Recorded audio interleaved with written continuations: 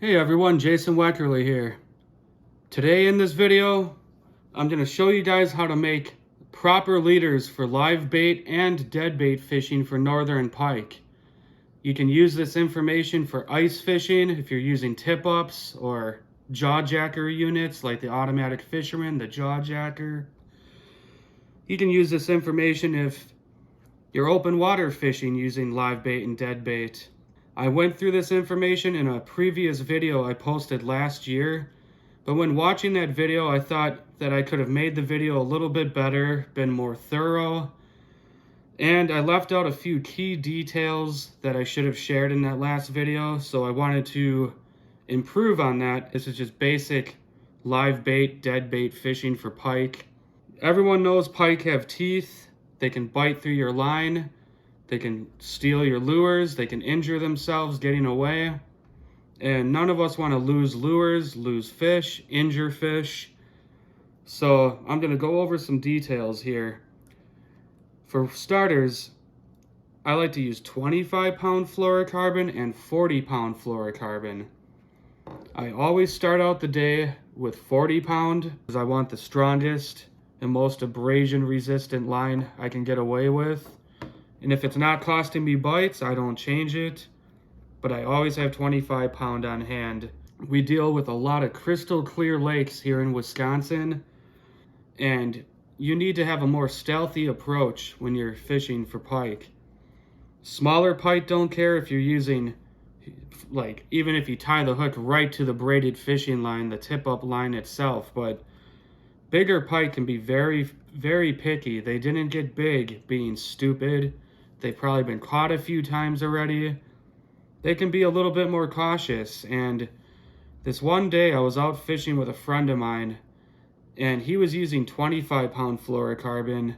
I was using 40-pound, and he was getting like 5 bites to my 1 bite for about 2 hours straight. And I'm sitting there thinking, what the heck is going on?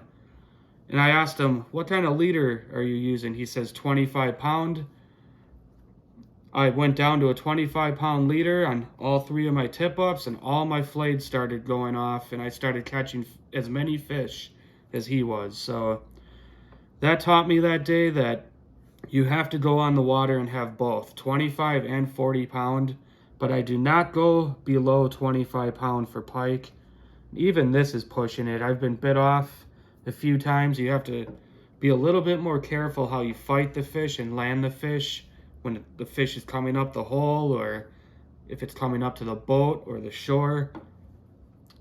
Don't horse the fish in, and don't apply too much pressure where that line is scraping in the fish's teeth if the fish has the bait swallowed. But bump down to 25-pound and bump up to 40-pound. Start with 40-pound. Only go to 25 if you feel like you need to, which most days you don't. I mean, the 40-pound fluorocarbon's pretty invisible underwater, more invisible than monofilament would be, and definitely more invisible than steel leaders, titanium leaders. I don't like to use steel leaders in clear water because they stick out like a sore thumb. Steel leaders tend to kink, bend, throw the action of the live bait off.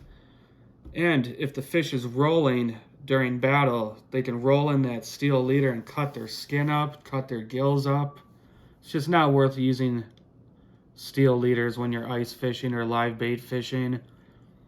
Unless you're using really big musky suckers or something, which we're talking northern pike here. Most of the bait you use is about anywhere between 3 to 10 inches at the very most, and 10 inches is probably pushing it most of the time. So the average medium to large shiner is only about 3 to 6 inches long. Small to medium sucker, same difference. We're not using too many baits over 10 inches long. But I use 40-pound, and what I like to do is use a knot called the canoe man knot, which I like to use this knot for any fluorocarbon that's 20-pound to 130-pound that I'm fishing for pike or muskies. What I like to do The fluorocarbon I like to use personally when it comes to like name brand or whatever, I like this P-Line Shinsei. This is good stuff. And I like to use Cedar, Invisex, or the Abrazex. And the Invisex comes in a yellow pack, the Abrazex in a red pack. But I'll show you guys this canoe man knot. It's very simple. I like to go with hooks that are no larger than size 2, and that is pushing it. I like to go with the smallest hook possible. Size 6 is standard, like a size 6 VMC round bend. It doesn't have to be anything fancy. Any treble hook. You can go with a single hook also. This is a 1/0 Gamakatsu single hook. This is an octopus hook.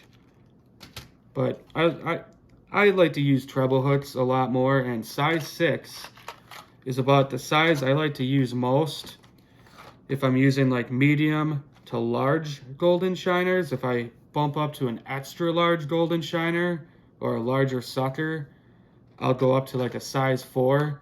If it's a really large sucker, I'll go with a size 2. But size 6 and 4 for northern pike is pretty standard. And here's a size 6. You do not need large treble hooks to catch large fish. And most of the time, you're just going to kill the minnow or the shiner on your hook, the sucker, shiner, whatever. But I like to use a canoe man knot. And what you do is you take the end of your line, you make like Mickey Mouse ears. You go 1, 2, and you, my left hand, your right hand side, you put that right loop through the back of the front loop, just like so. Slide your hook on, put this tag end through the back loop, and you just pull it tight, just like so. Pull down on that tag end. It's kind of a loop knot. You want to just clip off the end. It's kind of a loop knot where the hook can dangle a little bit. It leaves a little tiny loop, which is good when your sucker or your shiner is kicking. And I like to take a lighter and just melt the tag end down a little bit. You don't have to do this, but if you're afraid of the knot slipping, it just kind of creates a little mushroom on the end. You don't have to do that. You could also take a little dab of super glue and just put a little drop of it right on the knot if you want reassurance, but I've never had one of these knots slip, break, nothing like that. And now what I put on the other end of my leader is a ball bearing swivel. That's what you tie to your main line or your tip up line. But I'll show you that canoe man knot one more time. And I'm gonna have to use my teeth to cinch this knot down. You gotta do it real fast. But you take your tag end, you make your Mickey Mouse ears, just like so. You got 2 loops. You put this loop on the left, through that one like that. Then you're gonna slide your swivel or your hook on, pull it down tight, which I just used my teeth right here. You can see that little loop knot. Like I said, I like using this with any fluorocarbon that's 20 pound on up to 130 pound for musties and pike. Cut that off. Then make sure you don't burn your line, but you want to take your lighter, just kind of lightly mushroom it, just like so. That's just for extra reassurance. Like I said, if someone's really paranoid, they can put a little dab of super glue on that, but I've never had one of these knots slip, never had any problems. Not for muskies, not for pike. That's called the canoe man knot. Now that we made our tip-up leader for northern pike, I'm going to show you guys one last trick.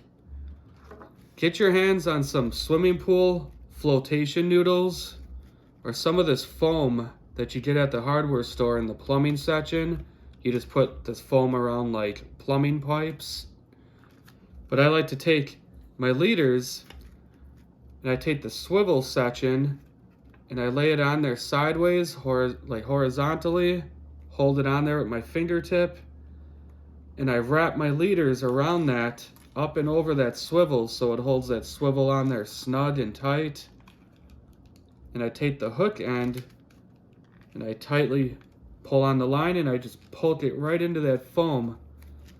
And you can hold all your tip-up leaders, all your live bait rigs, everything on these little pieces of foam. It's just a 10-inch, 8 to 10-inch piece of like a swimming pool noodle, plumbing foam, whatever. But that's a good little trick for you guys, because when you're out on the ice, tying leaders, like cutting an old leader off, tying a new one on, is a lot easier when you have the whole leader pre-made.